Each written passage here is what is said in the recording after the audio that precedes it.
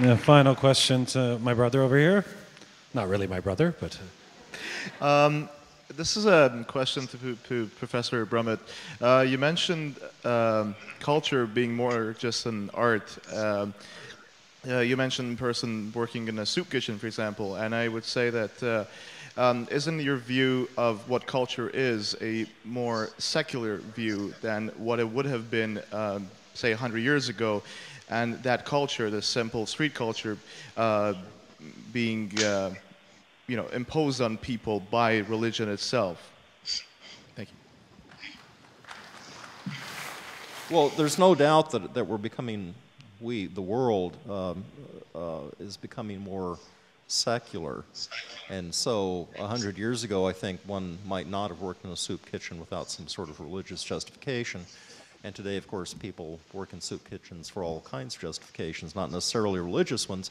I guess what I was trying to say is I think it is possible, though, that there are many people who work in soup kitchens or engage in all manner of cultural practices who do so because of their religious or spiritual convictions. And the point that I was trying to make was that if we're going to tot up the number of innocents slaughtered by religion as against the number of sculptures that are made by religion, which of course is an impossible task, then I think we also need to think about the production of everyday culture, of everyday art, which is sort of the dark matter of culture that we've been talking about. And I think my point was that needs to be included in this still impossible task of weighing.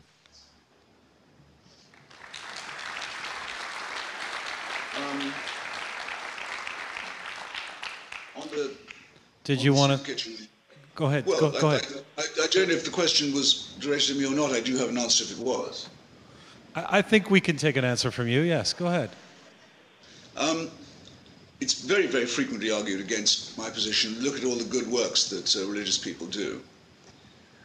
And I must say, I don't think it even deserves to be called an argument.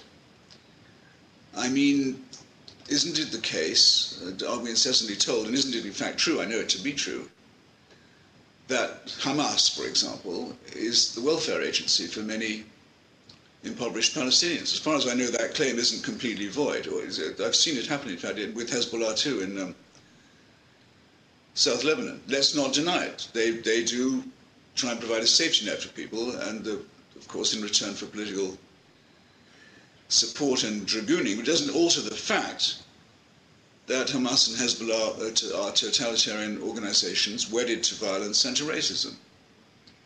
On their websites you can read reproductions, literal straight-out reproductions of the Protocols of the Elders of Zion. The attempt to get back into the mainstream an anti-Semitic fabrication that was the Bible, if you like, of the Nazi Party, and before that of the Russian Orthodox right wing, who are the people who actually put it together. The charity work and the political and religious work seem to me either incompatible, either irrelevant to each other, or the one is supposed to be an excuse for the other, which I think wouldn't wash. Mormons, for example, will always tell you how great the work of their missionaries is in Africa. Why are they telling me this? All I said to them was, your religion is based on a forgery by a well-known conjurer and fraud who claimed to have found gold plates from God in a hole in upstate New York. People who believe in it are deluded. It also, for a very long time, refused to admit that black people had souls or could join the church in any real capacity.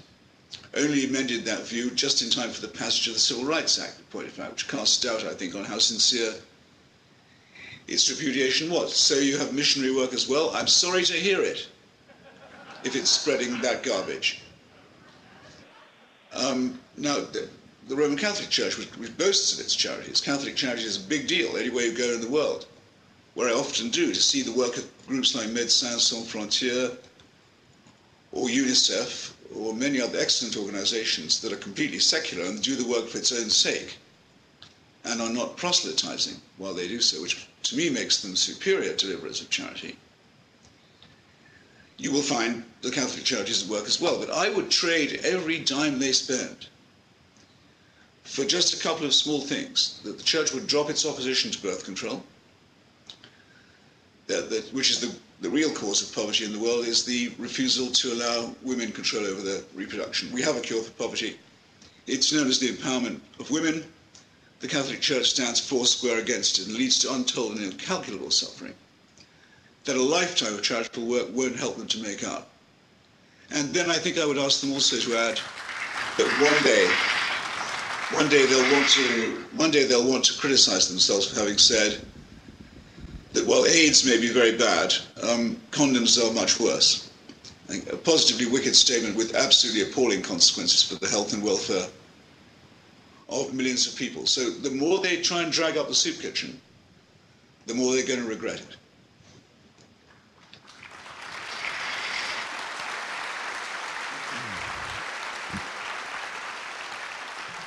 Well, this has been a really, really, really interesting evening and a most enlightening one. And I have to thank, first of all, Professor Barry Brummett, who's up here from Austin, Texas. Your presentation was sophisticated, enlightening, much more than a hobby horse. And we thank you very much for being up here with us.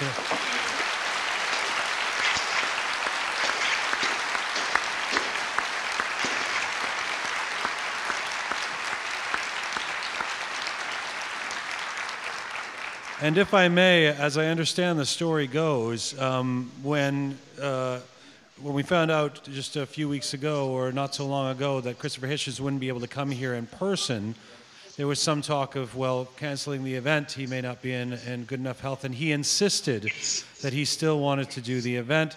And sir, you look great. I mean, and energized, and it is fantastic to have you be part of this. Thank you, Christopher Hitchens.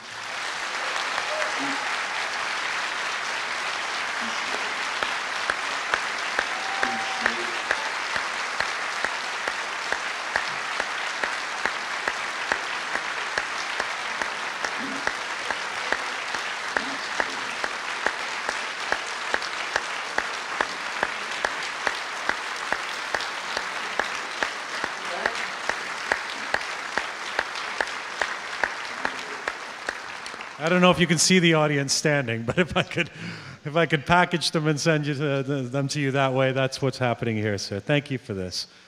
Very, very kind of you. I do appreciate it, really. Thanks. Thank you to the University of Waterloo, Shelley, Fraser, all the provost, all the folks who put this together. Congrats to the English department on your 50th anniversary. Thank you all for having me, and good night.